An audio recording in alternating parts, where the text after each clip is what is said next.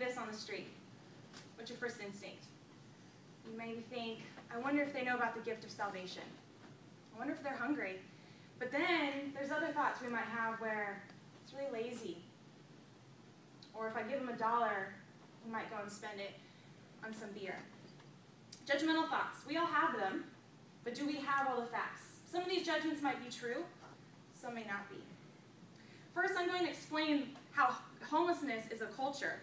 And lastly, I will explain how some of the popular misconceptions about homeless people and their lifestyle. So what makes homelessness a culture? And according to my article from Spotlight on the Homeless Population, they have their own code of ethics. Most of them don't steal from one another. They really respect each other's space and property. They have a communal living. They live together. They have homeless camps. And unofficially, a lot of the police will allow them to live on the street as long as they're not bothering anyone.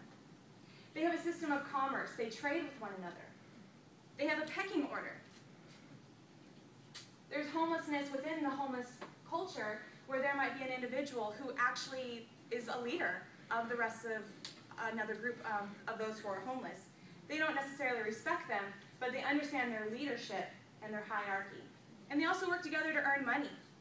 Some of them will go throughout the day and they'll split up and then they'll come back and whatever money they've earned, they split evenly with one another.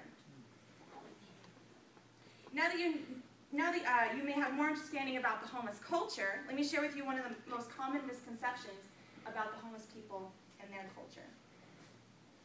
So some of the common misconceptions. They're all addicts. Although some homeless people have been addicts in some form, this is a harmful stereotype because it closes doors for opportunities for them to remove themselves from the homelessness. Homelessness are all criminals.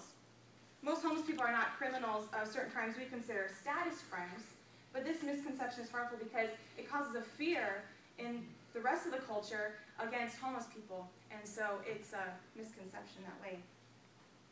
Homeless people are mentally ill. Only 1/4 of all homeless people are mentally ill. This stereotype is dangerous because it creates fear for people and suggests that all homeless people should be rounded up and be institutionalized. Homeless people are all lazy to work, but most of them have actually only lost their jobs not because of their own fault. There are some people, and some homeless people, who have actually chosen to remain homeless for certain reasons, but others, it was just a certain situation that they went through. Some of them put in at least 12 applications a day, but they never hear back. Because of this stereotype, they're quickly rejected.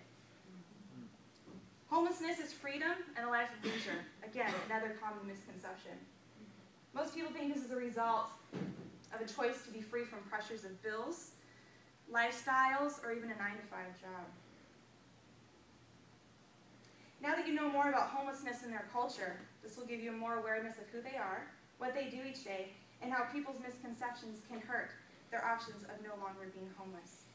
As I said earlier, these misconceptions can hurt people's futures. I hope this will give you a better understanding for your future within the ministries of the Salvation Army. Thank you.